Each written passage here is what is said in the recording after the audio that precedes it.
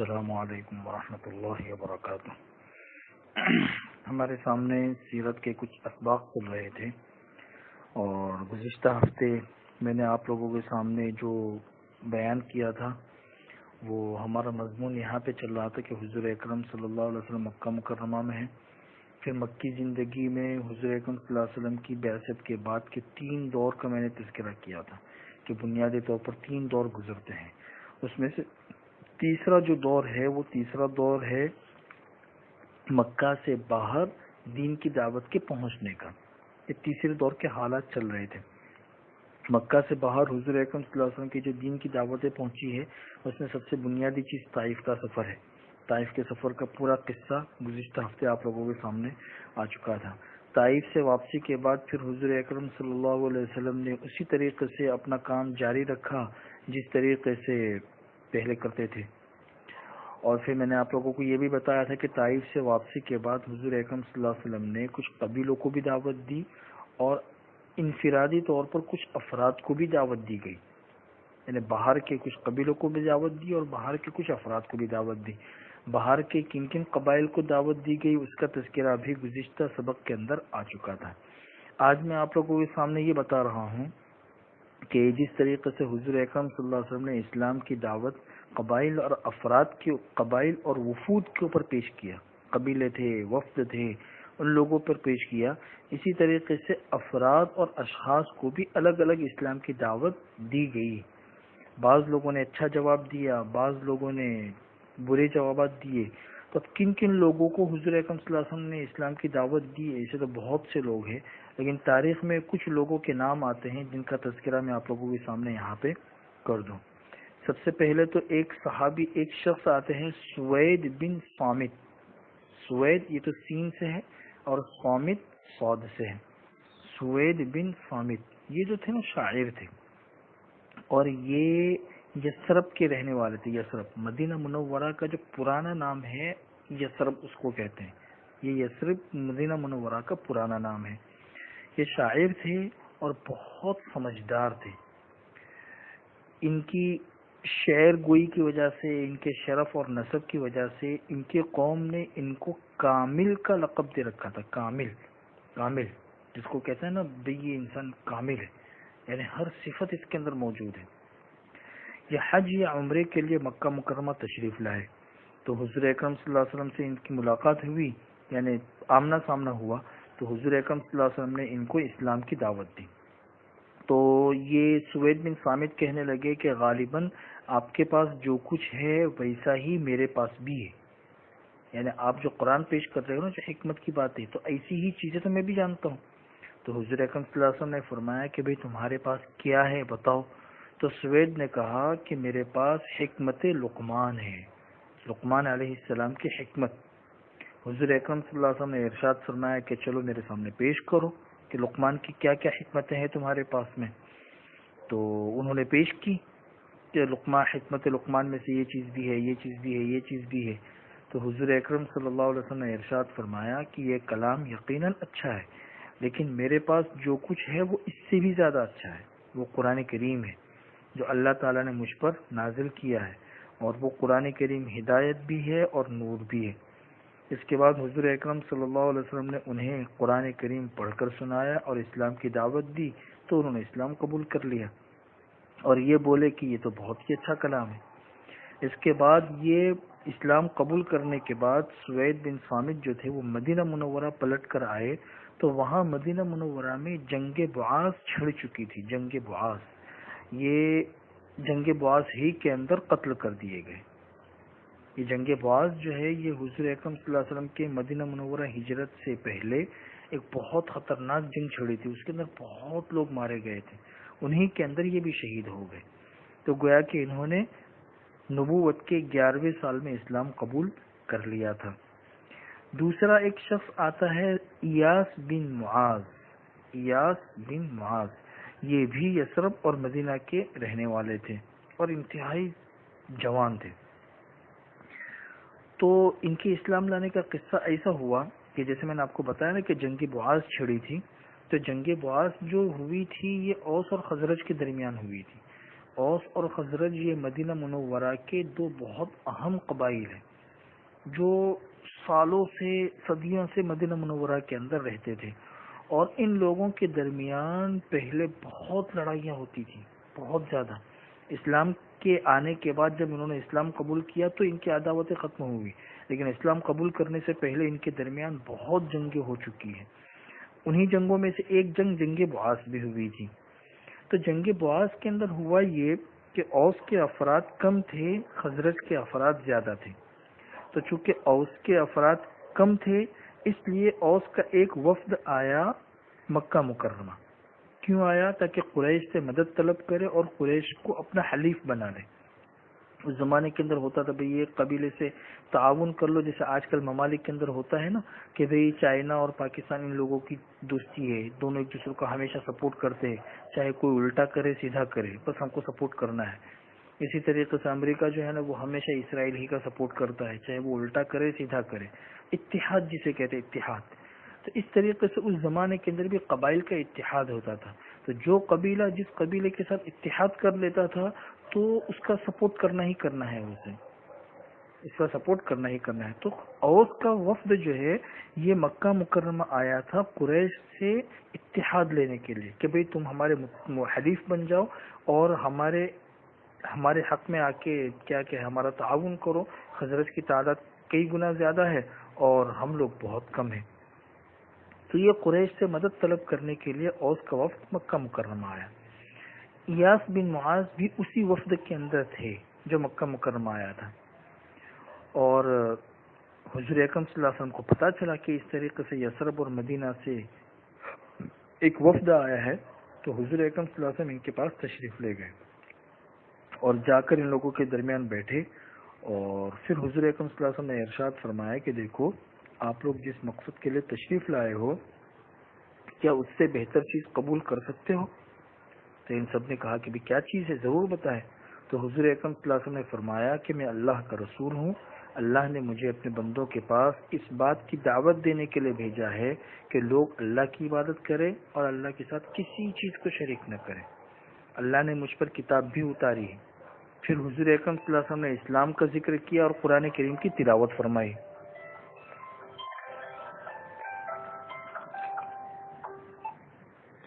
پھر حضور اکرم صلی اللہ علیہ وسلم نے اسلام کا ذکر کیا اور قرآن کریم کی تلاوت فرمائی۔ تو ایاس بن معاذ جو تھے نا یہ بولے اپنی قوم سے کہ اے قوم، یہ خدا کی قسم اس سے بہتر ہے جس کے لیے آپ لوگ یہاں تشریف لائے ہو۔ آپ جو قریش کو اپنا حلیف بنانے کے لیے یہاں پر آئے ہو، اس سے بہتر یہ ہے کہ حضور اکرم کے اس شخص کے ہاتھ پہ اسلام قبول کر لو اور اسی کا تعاون کرو، اس سے مدد طلب کرو، اس کو اپنا حلیف بناؤ۔ یہ کہنے کا مقصد تھا۔ لیکن اس وفد کے اندر ایک شخص تھا ابو الحیثر انس بن رافع، اس نے ایک مٹھی مٹی اٹھائی اور ایاس کے منہ پر زور سے ماری اور بولا کہ یہ بات چھوڑ، میری عمر کی قسم یہاں ہم اس کے بجائے کسی اور مقصد سے آئے ہیں، اس لیے یہ سب تذکرے مت کر، جس کام کے لیے آئے ہیں اسی کام پہ دھیان دے۔ بس ایاس نے وہیں پہ خاموشی اختیار کر لی۔ حضور اکرم صلی اللہ علیہ وسلم بھی وہاں سے اٹھ کے چلے گئے۔ لیکن یہ وفد جو ہے یہ قریش کے ساتھ حلف اور تعاون کا معاہدہ کرنے میں کامیاب نہیں ہو سکا، یوں ہی ناکام واپس مدینہ منورہ چلا گیا۔ جب مدینہ پلٹا تو مدینہ جانے کے کچھ ہی دنوں کے بعد ایاس کا انتقال ہو گیا۔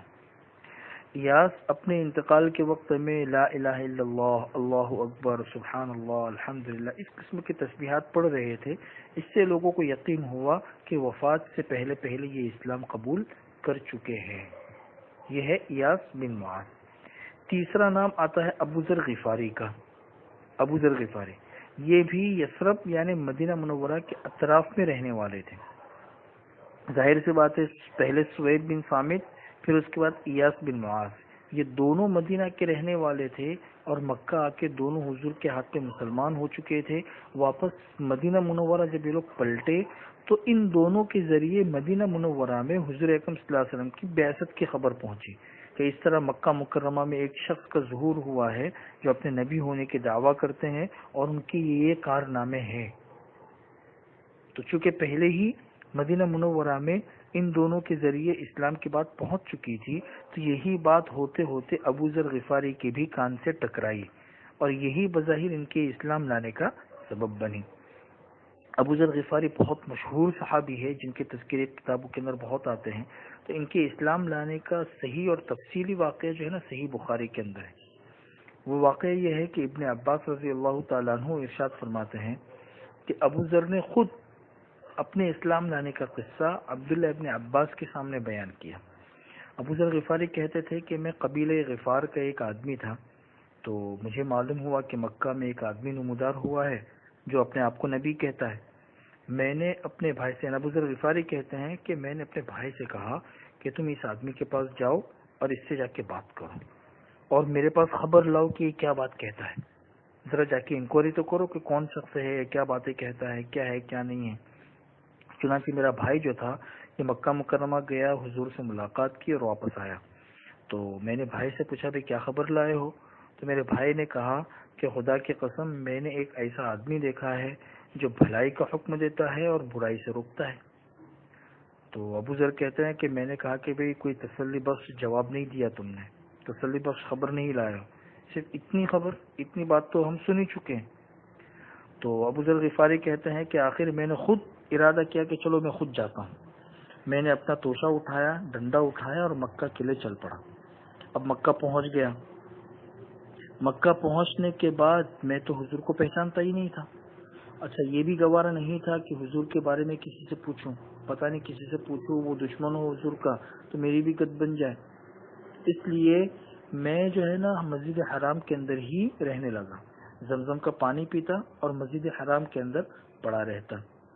تو ایسے ہی میرے دن گزر رہے تھے، ایک مرتبہ میرے پاس سے حضرت علی کا گزر ہوا، حضرت علی رضی اللہ تعالیٰ۔ تو حضرت علی نے مجھ سے کہا کہ بھئی تم اجنبی معلوم ہوتے ہو، کون ہو؟ میں نے کہا کہ ہاں بھئی میں اجنبی ہوں، باہر سے آیا ہوں۔ تو حضرت علی نے ارشاد فرمایا کہ اچھا تو چلو میرے گھر چلو۔ تو ابو ذر کہتے ہیں کہ میں حضرت علی کے ساتھ چل پڑا۔ حضرت علی نے نہ مجھ سے کچھ پوچھا نہ میں نے حضرت علی کو کچھ بتایا، پوری رات میں نے ان کے وہاں پہ گزاری، انہوں نے کیا کہتے ہیں کہ میری میزبانی کی، جو بھی ہوا۔ جب صبح ہوئی تو میں پھر مسجد حرام چلا گیا، اور میرے جانے کا مقصد کیا تھا کہ میں حضور اکرم صلی اللہ علیہ وسلم کے متعلق دریافت کروں، لیکن وہاں مجھے کوئی ملا ہی نہیں جو حضور کے بارے میں بتاتا۔ پورا دن گزر گیا، دن کے آخر میں پھر سے میرے پاس سے حضرت علی گزرے۔ حضرت علی نے کہا کہ لگتا ہے کہ اس شخص کو اپنا ٹھکانہ ابھی بھی معلوم نہیں ہو سکا ہے، یہ اجنبی آدمی ہے، اور جیسے آج کی زبان کے اندر کہہ لو کہ بیچارہ یہاں پر آیا ہوا ہے، یہاں اس کو کوئی ہوٹل ملی ہی نہیں ہے، کوئی گیسٹ ہاؤس ہی نہیں ملا ہے جہاں پہ اپنا روم بک کر سکے۔ تو حضرت اس کے بعد چوتھا نام آتا ہے طفیل بن عمرو الدوسی کا۔ طفیل بن عمرو الدوسی یہ بھی شاعر تھے، بہت سوجھ بوجھ کے مالک تھے اور شریف انسان تھے، اور قبیلہ دوس جو ہے ایک قبیلہ تھا، قبیلہ دوس کے سردار تھے۔ یہ دوس کا جو قبیلہ ہے یہ یمن کے اطراف میں رہتا تھا، اور یمن کے اطراف میں ان کے خاندان کو اچھی خاصی حکومت حاصل تھی، تو وہاں کی یہ سردار تھے۔ نبوت کے 11ویں سال مکہ مکرمہ تشریف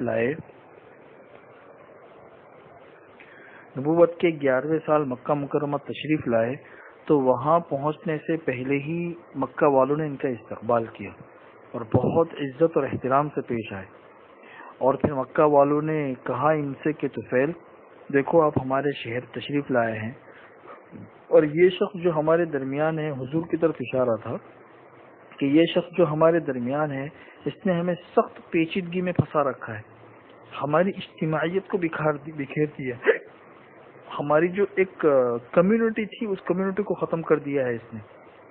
اس کی بات کے اندر جادو جیسا اثر ہے، آدمی اور اس کے باپ کے درمیان جدائیگی پیدا ہو جاتی ہے، آدمی اور اس کے بھائی کے درمیان جدائیگی پیدا ہو جاتی ہے، میاں بیوی کے درمیان جدائیگی پیدا ہو جاتی ہے، ایسا اثر ہے اس کی باتوں کے اندر۔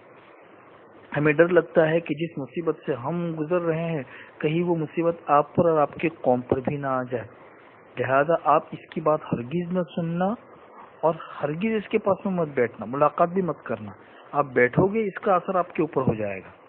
حضرت طفیل کہتے ہیں کہ ان لوگوں نے مجھے اتنا ڈرایا کہ میں نے فیصلہ کر لیا کہ اب میں محمد کی نہ کوئی بات سنوں گا نہ بات چیت کروں گا، بس یہ تہیہ کر لیا میں نے۔ مسجد حرام میں صبح کے وقت میں گیا، تو صبح کے وقت میں جب گیا تو اپنے کان میں نے روئی ٹھونس رکھی تھی، روئی، کہ کہیں محمد کی بات میرے کان کے اندر نہ پڑ جائے اور میرے اوپر اثر نہ ہو جائے. لیکن اللہ جس چیز کو چاہتے ہیں اس کے سامنے بندوں کے سارے فیصلے ایک طرف رہ جاتے ہیں. اللہ تعالیٰ کو منظور تھا کہ حضور اکرم صلی اللہ علیہ وسلم کی کچھ باتیں مجھے سنا دے، تو میرے کان کے اندر باتیں پڑی. حضور اکرم صلی اللہ علیہ وسلم قرآن پڑھ رہے تو قرآن کی باتیں میرے کان کے اندر پڑی. تو میں نے اپنے جی کے اندر کہا کہ یا اللہ، یہ تو کتنا بہترین کلام ہے، کتنا بہترین کلام ہے. پھر میں نے دل کے اندر کہا کہ بھائی طفیل، تم تو بڑی سوجھ بوجھ رکھنے والے ایک شاعر انسان ہو، بھلی بری بات مجھ پر کیسے چھپی رہ سکتی ہے؟ میں جاتا ہوں اس کے پاس، اس کی بات سنتا ہوں، اگر اس کی بات اچھی ہوئی تو قبول کر لوں گا، بری ہوئی تو چھوڑ دوں گا، بری ہوئی تو چھوڑ دوں گا. تو میں نے سوچا کہ جاؤں اور جا کے بیٹھوں، لیکن مسجد حرام میں سب کے سامنے جا کر بیٹھوں تو پھر یہ قریش کو اچھا نہیں لگے گا. قریش نے اتنا استقبال کیا ہے اور ایک سردار بھی ہوں میں، اس لیے ابھی تو رک گیا میں. لیکن جب حضور اکرم صلی اللہ علیہ وسلم نماز پڑھنے کے بعد گھر کی طرف پلٹے تو میں بھی حضور کے پیچھے ہو لیا. حضور اکرم صلی اللہ علیہ وسلم کمرے کے اندر داخل ہوئے تو میں بھی کمرے میں داخل ہو گیا. حضور اکرم صلی اللہ علیہ وسلم کے سامنے بیٹھا اور میں نے اپنا سارا قصہ سنایا کہ میں کیسے آیا، پھر لوگوں نے مجھے آپ سے کیسا ڈرایا، پھر میرے کان کے اندر میں نے روئی ٹھونسی اور اس کے باوجود میرے کان کے اندر بعض چیزیں آپ کی ایسی پڑی کہ اس کی وجہ سے میرے دل کی کیفیت بدل گئی. پھر حضرت طفیل بن عمرو الدوسی نے حضور سے ارشاد فرمایا کہ حضرت آپ اپنی بات میرے سامنے پیش کریں. تو حضور اکرم صلی اللہ علیہ وسلم نے مجھ پر اسلام پیش کیا، قرآن کریم کی تلاوت فرمائی. تو طفیل بن عمرو الدوسی کہتے ہیں کہ اللہ گواہ ہے کہ میں نے اس سے بہترین بات اور اس سے زیادہ انصاف کی بات کبھی نہیں سنی تھی. بس میں نے وہیں پہ اسلام قبول کر لیا اور حق کی میں نے شہادت دی، اشہد ان لا الہ الا اللہ واشہد ان محمدا عبدہ ورسولہ. پھر اس کے بعد میں نے حضور اکرم صلی اللہ علیہ وسلم سے عرض کیا کہ حضرت میں اپنے قوم کا سردار ہوں، میری بات میری قوم کے اندر مانی جاتی ہے، میں جب واپس جاؤں گا تو میری قوم کو اسلام کی دعوت دوں گا، میری قوم کو اسلام کی دعوت دوں گا. جب میں واپس جا رہا تھا تو میں نے حضور اکرم صلی اللہ علیہ وسلم سے ارشاد فرمایا کہ حضرت آپ اللہ سے دعا کر کے مجھے کوئی نشانی دے دے، کوئی نشانی، ایسی نشانی کہ میں اپنے قوم کے پاس جاؤں اور وہ نشانی دکھاؤں تو میرے قوم کو اطمینان ہو جائے کہ واقعی کسی نبی کے پاس سے آیا ہے. ایسی کوئی نشانی مجھے ملے تاکہ میں اپنے قوم کو برابر سے اسلام کی دعوت دے سکوں. تو خیر حضور اکرم صلی اللہ علیہ وسلم نے میرے لیے دعا فرمائی کہ اللہ تو اس کے لیے کسی نشانی کا انتظام فرما دے. حضرت طفیل کہتے ہیں کہ مجھے کیا نشانی عطا ہوئی؟ نشانی یہ عطا ہوئی کہ میں چلتے چلتے جب اپنے قوم کے قریب پہنچا تو میرے چہرے کے اوپر اچانک روشنی شروع ہوئی، اور وہ روشنی کیسی، جیسے ٹیوب لائٹ ہوتی ہے، چراغ ہوتا ہے، اس کی کیسی روشنی ہوتی ہے، ایسی روشنی میرے چہرے کے اندر سے نکلنے لگی. تو میں نے کہا کہ اللہ، یہ روشنی جو ہے نا چہرے کے بجائے کسی اور جگہ پہ ڈال دے، کہیں یہ میری قوم دیکھے گی تو سمجھے گی کہ دیکھو اس کا چہرہ بگڑ گیا ہے. اس لیے کہ خوبصورتی جو ہے نا، خوبصورتی کتنی مرتبہ ایسا ہوتا ہے نا کہ خوبصورتی ایک لمٹ میں ہونی چاہیے، حد سے زیادہ سفیدی پھر وہ چونے کی طرح لگتی ہے، وہ بدصورتی لگتی ہے نا. تو یہ کہنے لگے کہ اللہ کہیں ایسا نہ ہو کہ لوگ سمجھے کہ دیکھو یہ مسلمان ہوا تو اس کا چہرہ ہی بگڑ گیا، اس لیے اے اللہ یہ روشنی کسی اور جگہ کر دے. تو اللہ نے فوراً یہ دعا قبول فرمائی اور ان کے چہرے سے جو روشنی نکل رہی تھی وہ ان کے ڈنڈے کے اندر آ گئی، جو ہاتھ میں ان کا ڈنڈا تھا اس ڈنڈے کے اندر روشنی آ گئی.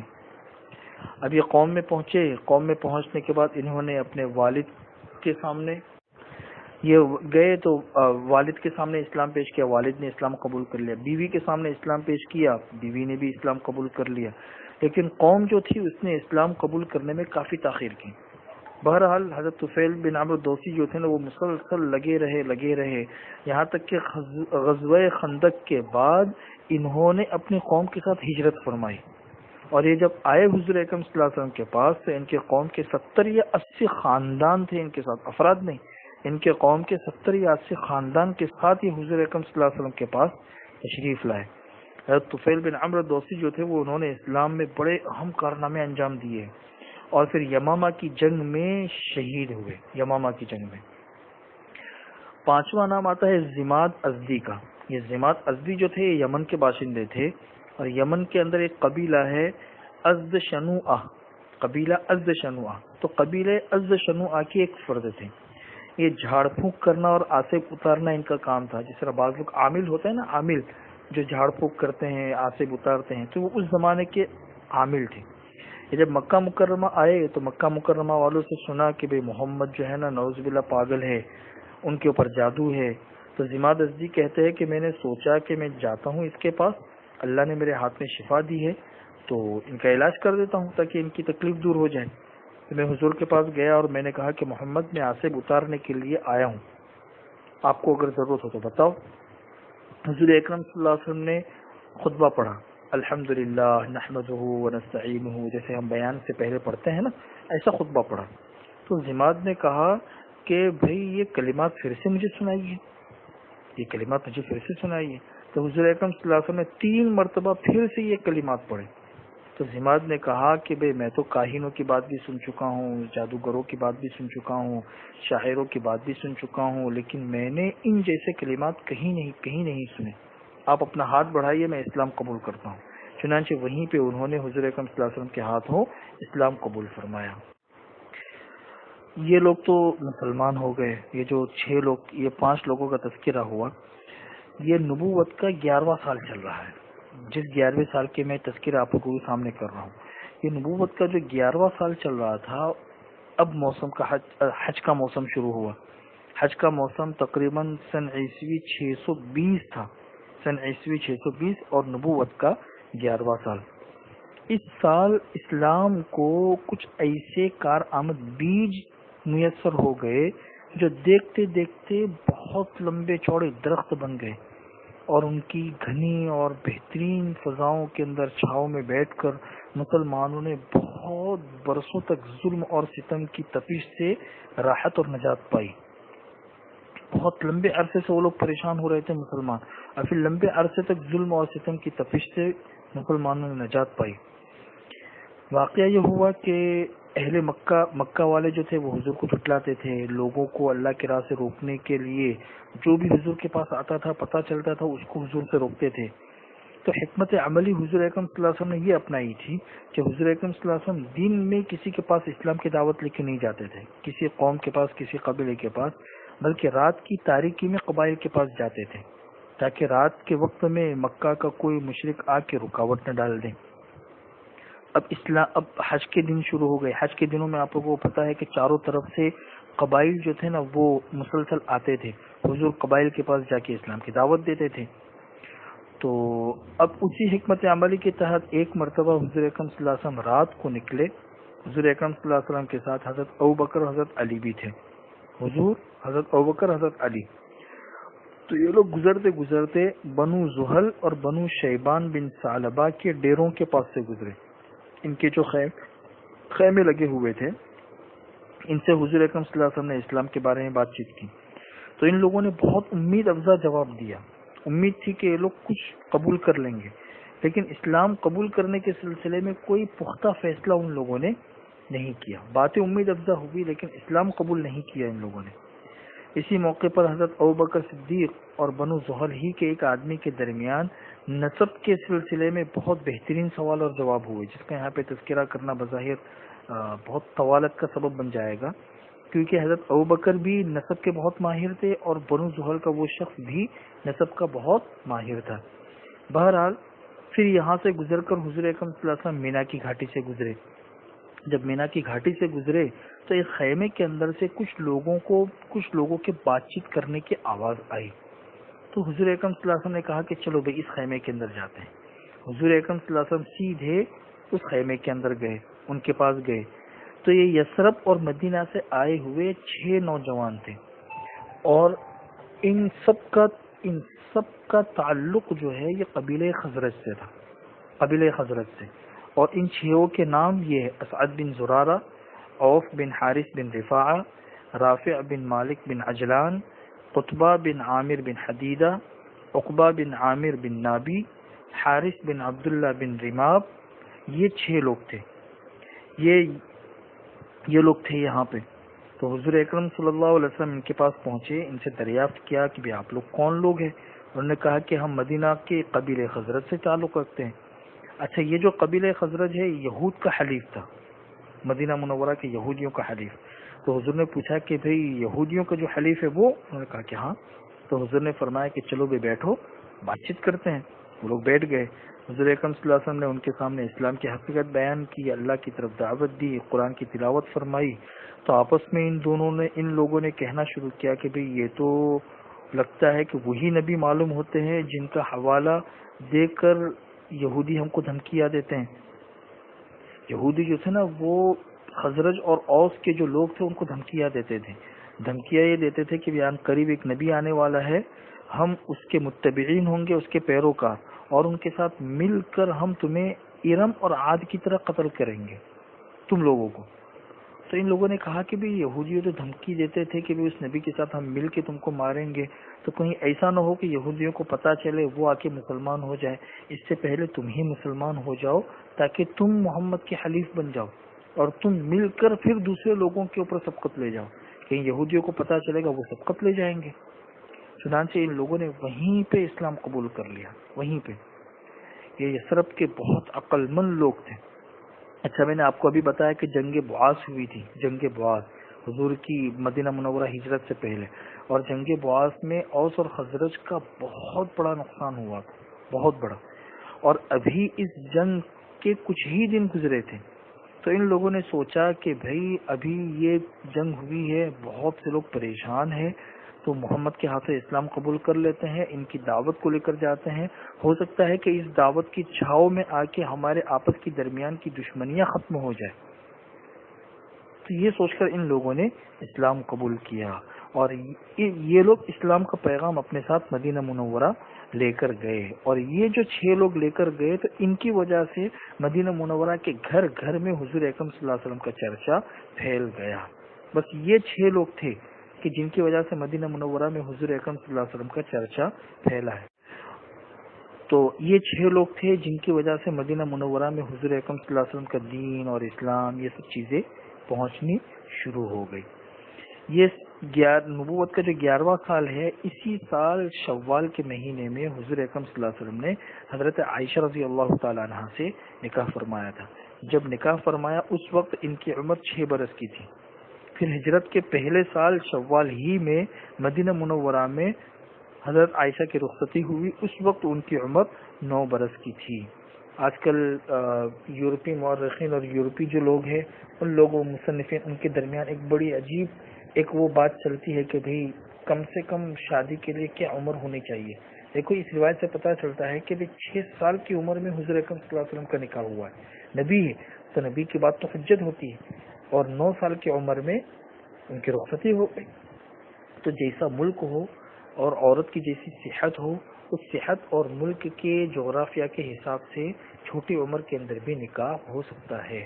کوئی ضروری نہیں ہے جیسا آج کل لوگوں کا ایک مزاج بنا ہوا ہے کہ 25 سال 30 سال یا 22 سال کی عمر ہو تبھی نکاح ہو سکتا ہے، اس سے پہلے نہیں ہو سکتا. نہیں، اس سے پہلے بھی نکاح ہو سکتا ہے. شرط یہ ہے کہ عورت صحت مند ہو اور کیا کہتے ہیں کہ ملک بھی ایسا ہو، اس کی آب و ہوا بھی اچھی ہو، تو پھر چھوٹی عمر کے اندر بھی نکاح ہو سکتا ہے. بس آج کا سبق یہاں تک رہے گا انشاءاللہ. پھر اگلے ہفتے سے معراج کا تذکرہ شروع ہوگا کہ حضور اکرم صلی اللہ علیہ وسلم کی معراج کیسے ہوئی اور اس کے کیا کیا حالات بنے، وہ سب انشاءاللہ آئندہ ہفتے بیان کریں گے.